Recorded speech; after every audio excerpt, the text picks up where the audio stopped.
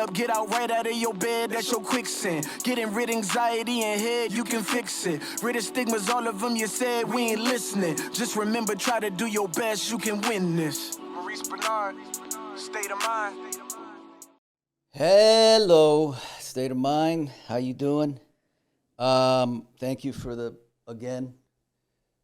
hard work. It's well worth it. When you got a goal, it's for me, it makes it harder, but you just keep going. So today I have someone who I met at a short film called Hidden Truth. Mm-hmm. And I didn't know her at all, but she's very talented and very sweet. And we're going to talk about the movie because I dug the movie. Thank God. Because, you know, you sit there and you're like, please, I hope I like it. Because otherwise you just got to kind of be nice at the I've been there so many times, right? She's on Cousins for Life. She was on Blackish and Shameless, which I really want to talk to her about. Okay. Because I'm into that show. Her name is Scarlet Spencer. Hi. Hi. How are you? I'm good. How are you? Good. So let's talk about that movie. Lex's movie? Yeah. I think it was really good and I really did too. inspirational. He asked me to talk about it, and I've seen him around at functions, so I was like, oh my gosh, absolutely. Wow. Yeah, you know, not easy to do a short film and make it powerful. Yeah, he touched on a really, really hard subject that I think a lot of people go through. Like... A lot. It was just really brutal. And that was the first time he has ever done a short film all on his own. Like, of course, he had help between people, Sure. but he's the one that edited it. He's the one that acted in it, wrote it. Really? Like, that was the first time he did everything, like anything like that. And just to see how good it was and to see what he's going to do in the future was just so sweet. Yeah, I mean, to tackle that subject, and I've talked a lot about that subject. Mm-hmm. And to do it as well as he did was fantastic. And I didn't know he did it all. Yeah. So he should do a bigger movie on that same subject. Would be amazing. Yeah, that's the goal. He did it during quarantine and submitted it to a bunch of film festivals, and he just wanted to do a viewing. And it won a bunch of awards in those film festivals. So he was super proud of it, and like as he should be. Yeah, I mean, suicide. Here we go. Start with suicide. It, like I say, the pandemic, it's a curse and a blessing. Yeah. The blessing is what we're doing right now, especially you, are going to help so many young people. Thank you. Trust me, with my audience, it's, even though my audience is older, they have daughters, mm-hmm. right? So what do you say to someone out there who is having some dark times? Really just try to put yourself into your work. I mean, that's what I've done. And my work has been turned upside down with COVID. The industry has completely changed from going into the room to having to do absolutely all of the auditions yourself and submit them in. You're the one doing the lighting, the sound, everything. So my work got completely turned upside down, but I've found new interests, new hobbies, new things to keep me going. And I feel like as long as you have goals and things to keep your mind doing, as long as you keep yourself busy, I feel like that really helps, and it helps me. Yeah, because the thing is this, it's all about your thoughts, mm-hmm. right? And if, like you're saying, if you can keep yourself busy, you're out of your thoughts. Yeah. And I know for myself, it's the thoughts that could have done me in, mm-hmm. right? So you have to stay in the moment. Obviously, get professional help. Yeah.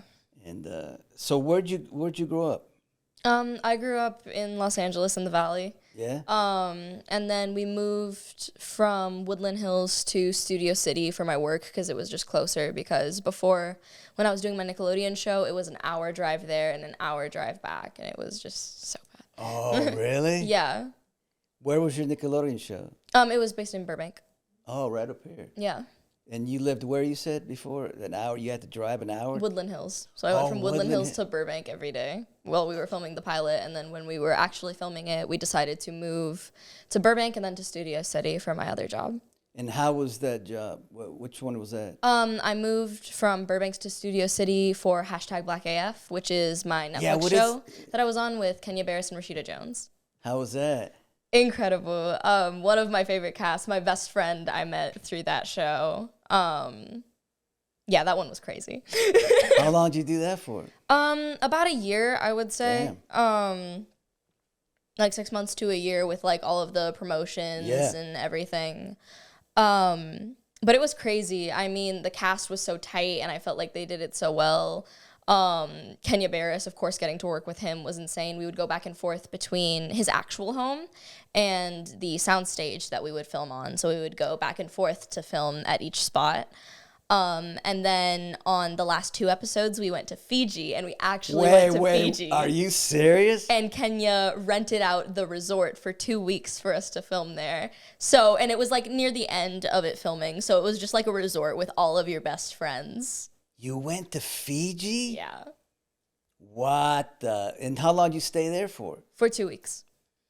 It was an insane experience. That is amazing. Damn. And what about Cousin for Life? What's that about? Cousins for 'Cause Life. that's a popular show. Yeah, it was. During my Nickelodeon days, we were the first all-black cast in over a decade on Nickelodeon. So that was a really big thing for us. Are you serious? And Yeah. what character did you play there? I played the lead in it. I played Ivy. Ooh, Yeah. Look at you. Yeah, it was an amazing experience. That was my first time where I was a lead in something. So there was a lot of pressure, but at the same time, like, everything I worked for was there and worth it. So talk about the pressure of being a young actor. There's a lot of pressure because I felt like that was my first chance, really, like, that people are gonna see me. So that's my first impression. So it's Wait, like, oh no. So that job was one of your first jobs? Not one of my first, but my first one as a lead. Oh, yeah. My first big job was Bright with Will Smith. I played his daughter. So not exactly the lead, but working with that big of an icon was terrifying. How was that? Tell me about it. It was insane. He's super nice, super sweet, super caring. I didn't even have the job yet, and I walked into the table read, and he came in last and went around the entire circle greading every individual person. Wow. And he came to me and he was like, "Hi, nice to meet you. I know you're reading for the role of my daughter. Can I like kiss your hand?" And I was like, like, as this terrified, I think 9-year-old. Oh, you were 9? I was 9. And he kissed my hand, and then I did the table read, and then he beelined to me and my mom right after, and he was like, "I'm so sorry. I did not know there was going to be explicit language in this. Like, Ooh. I am so sorry. That will not happen again." My mom was like, "It's okay. It's okay." And then after that is when I found out I actually booked the part. And that filming experience was so much fun because it was with a bunch of orcs and fairies. And that I don't know this You don't know the movie. premise? Okay. Nah. So it's a Netflix movie with Will Smith as the lead. It's about cops and humans and orcs and fairies and elves. So it's this magical world and everyone's kind of against each other. So honestly, it's a little bit like how we all feel different. Yeah. And we're all different and we all use that to fight against each other, but in reality, we should just bring it together and we can make so much more amazing stuff that way. Yeah. I thought it was an amazing movie. Wow. I might be biased. But a nice guy Amazing because person. of all the stuff that's Yeah, happened. all of the allegations aside, like all of the stuff Yeah. that's happened aside, he's an amazing person. Yeah. I mean, everybody does things that, we're not in their shoes. Yeah, we don't know what's going on in their No. life. And you must have been going through a lot. Let me ask you a few questions that my wife, I usually don't do this, but it's funny. My wife's like, "Let me just give you some questions." I said, "All right." And then I'm like, "Oh man, they're better than mine." Okay, here's one of them. Have you dealt with peer pressure or any other struggles related to school? I definitely struggle with school. Although I've been homeschooled since the 5th grade. So I definitely haven't had to deal with like peer pressure at like doing drugs or any of that. I haven't been exposed No. to that too much, which I'm very thankful for. You have a good mother. Yeah. Love you, Mama. You're back there. I don't want to be on screen, but I love you. Yeah, so I haven't had to deal with that, but there has definitely been pressure with school. Like for me, it's getting out of school as fast as possible so that I can work more. Yeah. That's a big stress, honestly. And of course, there are still people, because with my school, there are times where you can go in and do activities with other classmates. And I've had to deal with bullying, people not liking you, people judging you for what you wear, what you look like. I mean, that can happen on set with your classmates. That can Sure, happen yeah. anywhere. Like, Yeah. and I was a really extroverted kid, which is weird because I'm a very introverted person now. Like for me to go out to an influencer party or an actor party, for me to even show up at Lex's event was a huge, You like, seem shy. okay. Yeah. But as a kid, I was an extrovert. I would go up to people and be like, you want to be my friend? You want to be my friend? You want to be my Wow. friend? And Why do you think that changed? I think it changed because a lot of people were like, oh, you do that, you're like that. And like I started getting more self-conscious and also being up in front of the screen into like thousands of people. I was like, oh, I shouldn't do this. I shouldn't do that. I shouldn't do this. I shouldn't do that. And then also having people at Nickelodeon and at Netflix or at any company you do, they give you like a little check of like how to do interviews and stuff like that and things to say. So it's just odd being you, but not. Yes. It's a that makes weird sense way to to me. grow up. But on state of mind, you're you. Yeah, I am. Just be who you want to be. Yeah, I was asking my mom, I was like, how should I dress? How should No, I look? Because no. they usually do all of that. They do your hair, they do your makeup, they tell you what to say. No. You're doing great right now. I love Thank it. you. I love it because I can tell you're just being yourself. You know, last week I interviewed somebody from American Idol that has autism. Yeah, Cody. Yeah. No. Aiden Boyer. Okay, I don't know him. He's oh man, you should see him play the piano. And then afterwards he played with my son. Aw. Oh. But you know, I posed a question to him and I'm going to pose it to you because I think it's important, especially for the youth. Because I had a situation in high school where a friend of mine was having a nervous breakdown. And we kind of didn't understand it. Now, I'm not going to say we made fun of it, but I would, whenever he'd come by, I'd walk away because I was like, he's going to talk about God again. You know, it was all about God and this and that. And the lesson I learned was not a good one because a couple of years later, I was in a mental institution because I had my first breakdown. Yeah. So I believe in schools, they should teach about mental illness. I agree. Autism, bipolar, anxiety, bullying. There should be classes for that. So maybe the kids, like if I went to the schools and I spoke, they would understand that this stuff is serious and it's painful and it hurts. Yeah. What do you think? I love getting deep with you. You're 16 years old. It's amazing. Go ahead. I definitely feel like it's something that needs to be talked about more in school. Thankfully, I feel like with the online presence that kids are getting, I feel like they're learning more about it and having more of an open space to talk about it. There is a lot of bad stuff online, but there's also so many people you can connect with to feel a little bit less alone. And I feel like that was truly the whole point of social media. Scarlett, let me tell you something. What you just said gave me chills. No, I'm not joking. And I'm going to use this little thing because what you just said is exactly what I've been talking about and thinking about. Because let me tell you something. I know people dog on social media and whatnot. That's fine. There's a lot of bad stuff there. But there's a lot of good stuff. Yeah. During the pandemic, when I was at the end of my rope, no pun intended. So bad. Yeah, I know. But I like to put some humor into some darkness, right? That's fair. All social media, YouTube, whatnot, help me out. Because I would go, should I take Lexapro or should I not take Lexapro? Should I? Then you read or you hear about all the testimonials, and you say, okay, this is good for me, this is bad for me. Like exactly what you just said. Mm-hmm. I appreciate that. Thank you. Coming from a 16-year-old. What's the next question? It's kind of the same thing. Okay, well, at your age, do you think talk of mental health is becoming normalized? Yeah, I think it's becoming normalized.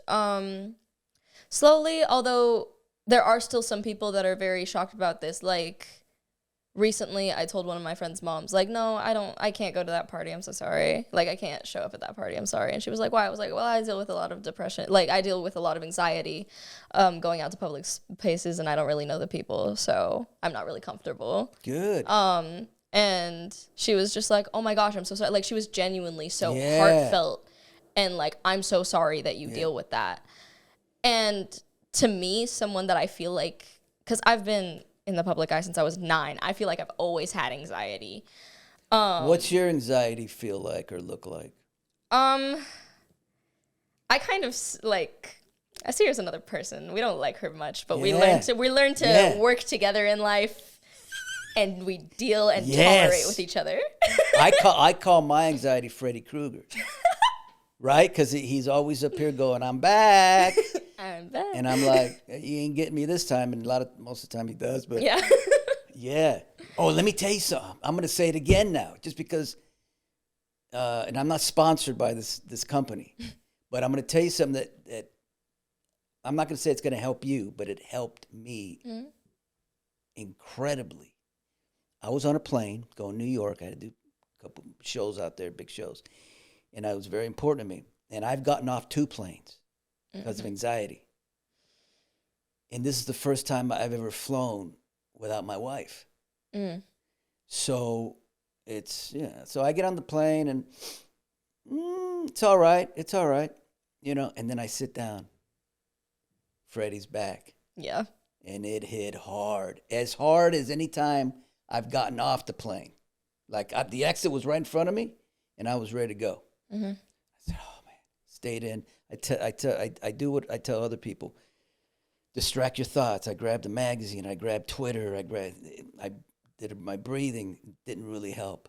Sometimes it's like crazy because, of course, you wanted to be at that event, to fly there, to be there. Same thing with me. Like, I'll be getting my nails done, and for some reason, there are just so many people there that I'm like, I need to leave. And I have ran out of a nail salon before because I'm just like, there are so many people. Scarlett, they say not to go. They say to stay in it. I know. It's so hard, too. And eventually,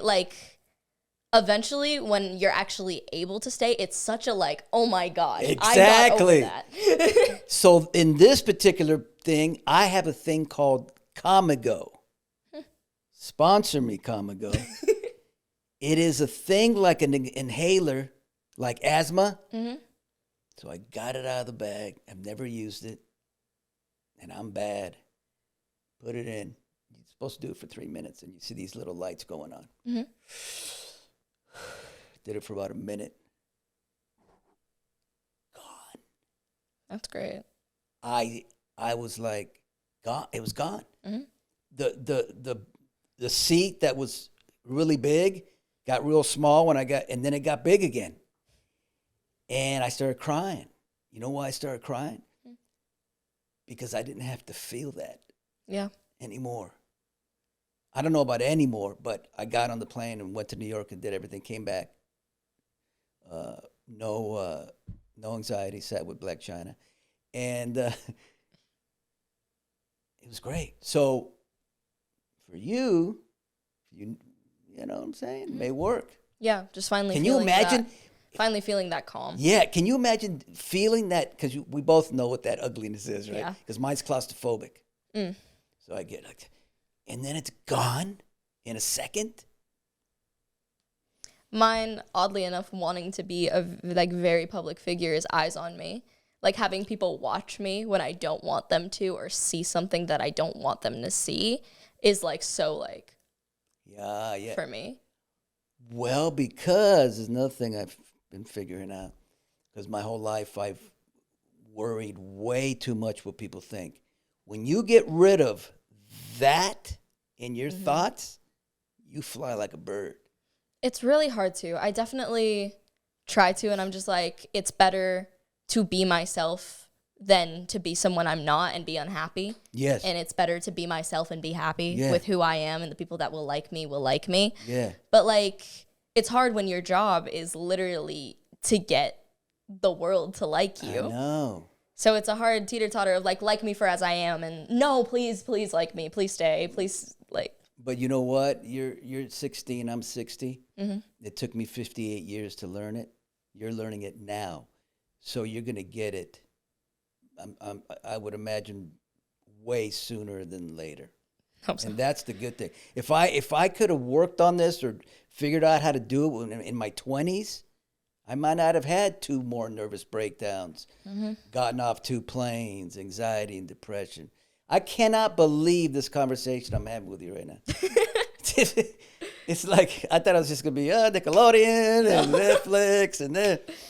All right, let me conclude this because it's been, I'm going to ask you one last question. All right. This isn't my wife's, this is mine. Okay.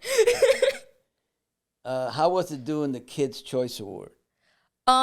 Terrifying. It was terrifying and so much fun at the same time. Like literally up until then, I was so quiet. And actually every single one of the Nickelodeon press things that I have done, most of the times the director or whoever's there like running the thing has gone to my mom or gone to like one of the people that have been with me with Nickelodeon and been like, hey, is she okay? Can she do this? Like behind screen, they've been like, is she okay? Like before we even start filming, like, do we need to get another actor on here right now? Wow. And then they say action and something just like lights up. And I'm just like, hi, my name is Scarlet Spencer and you're watching the Kids' Choice Awards. And it's like a different human being. That's amazing. It's happened every time, swear. Now, did you get that green stuff on you? Slime, yes. I didn't get slimed on stage, but I've been slimed more times than I can count. What is it like to be slimed? It's cold. It is? Slimy, and it dyes your skin sometimes. One time my skin was dyed purple for like a whole day from some purple slime on set. Wow. Yeah. Now, can you get it off when you're in the shower and stuff? You can get it off. It will definitely come off, but it's just like a weird sensation because you're also like don't like fully clothed, Yeah. and it's just your clothes are now sticking to you, and it's just I don't ever want to be slimed. slime PTSD. I don't think many other people have that. Special. I think we got it. All right. This has been, let me just say, Scarlett, I don't, when I do State of Minds, I think it's going to go one way. Later on, I'm going to have a UFC fighter, and he'll probably talk about flowers and and things. But this was so much better than I thought. Not that I didn't think it was going to be good, but I didn't know it was going to go deep like it did. Mm-hmm. And you said she said some really cool stuff. Thank you. That I really, really appreciated. So, no, thank you. Thank you for making this less stressful than I thought it was going to be. Very scared before coming here. It was cool. Thank you. State of Mind. Bye-bye. Wow. Woo.